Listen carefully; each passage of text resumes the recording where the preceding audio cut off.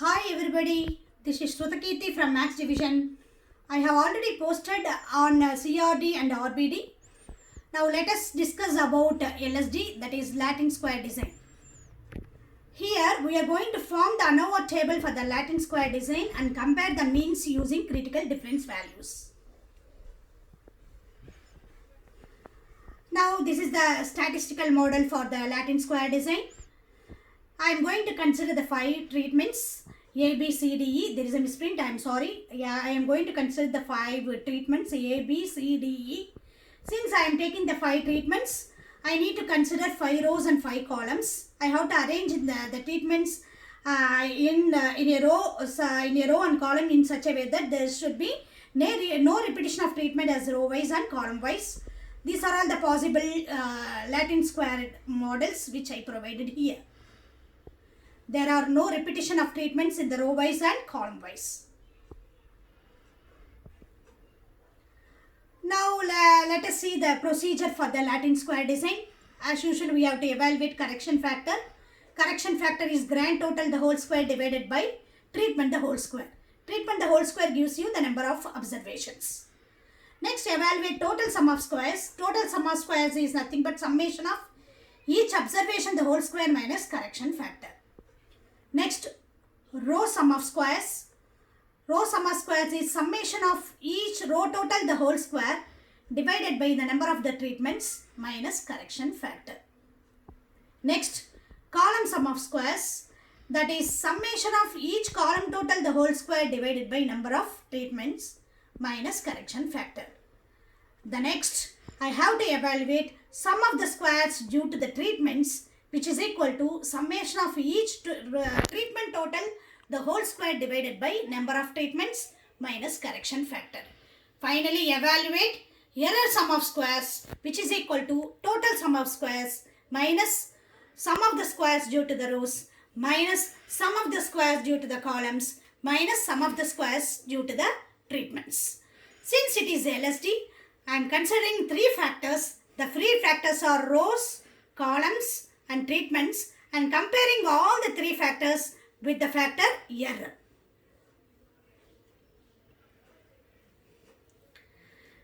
Then after evaluating all the values, we have to prepare the ANOVA table.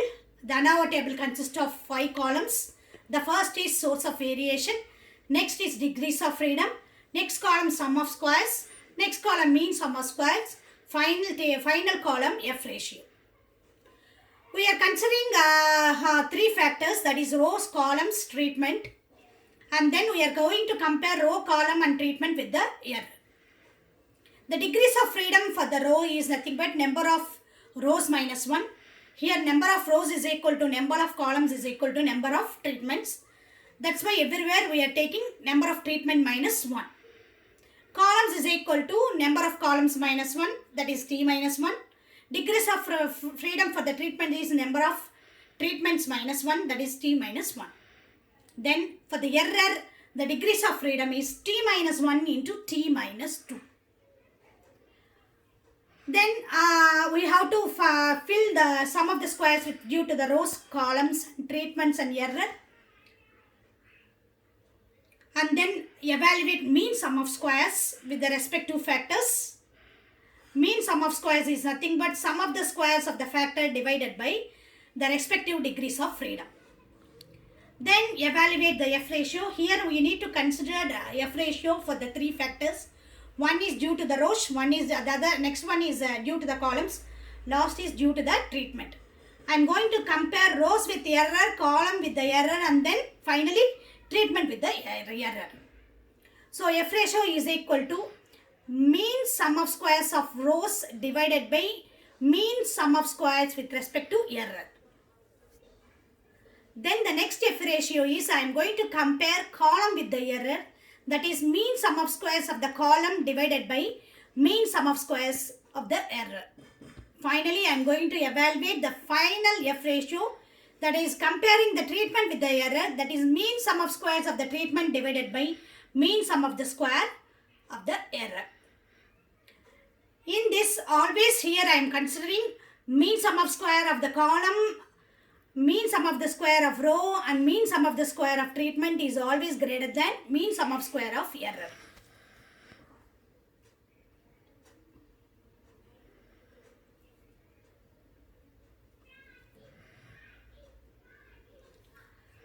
Now let me consider this example. Here I am going to take 5 treatments A, B, C, D. Then I am substituting the yields of the respective freedoms treatment in the experimental units which are provided here. So since there are 5 treatments, the experimental units are 25. That is, the number of rows should be 5 and the number of columns should be 5. So 5 into 5, I have 25 experimental units, and the corresponding yields of the experimental unit I am providing here.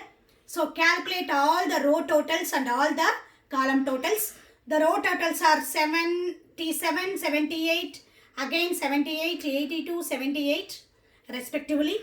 And the column totals are 82, 72, 82, 77, 80 respectively.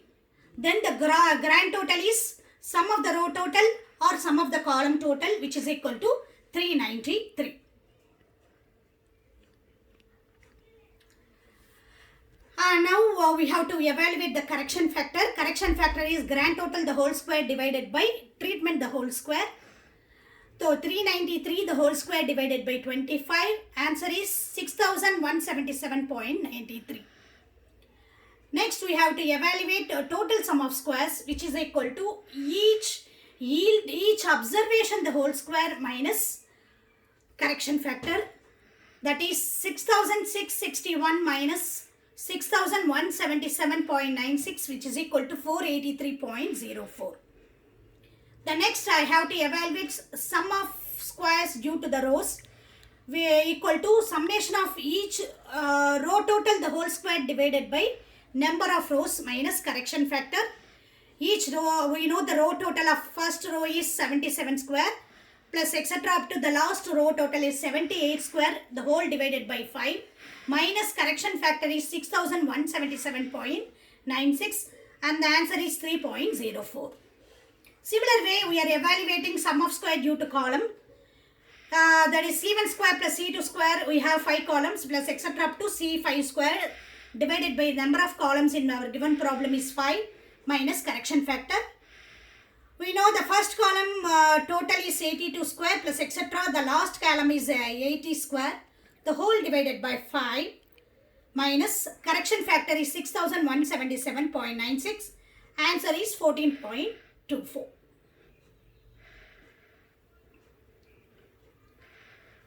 Next, to evaluate sum of the squares for the treatment, I need to rearrange the table as a treatment wise. So for the treatment A, the yields are 8, 9, 8, 10, 10.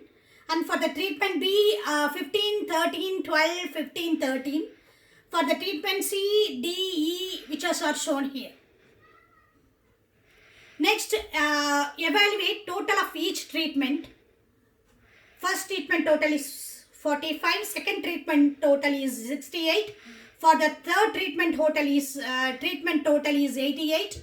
For the fourth treatment total is 109. For the fifth treatment total is 83. Now I have to evaluate sum of the squares due to the treatments, which is T1 square plus T2 square plus etc. up to T5 square divided by the number of the treatments minus correction factor. For the first treatment 45 square plus etc. up to, for the last treatment total is 83 square divided by 5 minus correction factor is 6177.96. Answer is 454.64. The next you have to evaluate sum of squares due to the error, which is total sum of squares minus sum of squares due to the rows minus sum of squares due to the columns minus sum of square due to the treatments. So the answer for that is 11.12. Finally, I am preparing the ANOVA table. First column source of variation. We are considering 3 factors. rows, columns and treatments. I am comparing rows, columns and treatment with the error. Now the next column is degrees of freedom. In my given problem I have 5 rows. So degrees of freedom is 5 minus 1, 4. Number of columns also 5. So 5 minus 1 is 4. For the treatment degrees of freedom 4. Finally for the error degrees of freedom is 5 minus 1 into 5 minus 2, which is equal to 12. We have evaluated sum of squares for the rows, columns and treatments and error, and fill the respective sum of squares. Then we need to evaluate mean sum of squares. Mean sum of squares is nothing but sum of squares of the factors divided by the respective degrees of freedom. Here I am evaluating F ratio with respect to the treatment alone. So I am comparing treatment with the error. Mean sum of square for the treatment is greater than mean sum of square for the error. So F ratio is equal to mean sum of square of the treatment divided by mean sum of squares of the error, which is equal to 123.34. Finally, I am taking the F table value at 5% level of significance with 4,12 degrees of freedom, which is 5.41. If I consider F table with 1% level of significance and 4,12 degrees of freedom, the answer is 5.41. I am comparing the F table value with the F calculated value. Here F calculated value is greater than the F table value. We have to reject the H naught. That means we are accepting the alternative hypothesis. That means there is a significant difference between the treatment means. Thank you.